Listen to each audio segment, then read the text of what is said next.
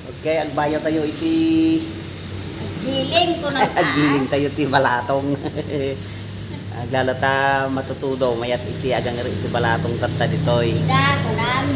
Well, mayat ti aganger iti balatong, mayat ti mangan iti balatong tatta. Agluto ti balatong tamadama tinignep. Adolor. Well, aganger.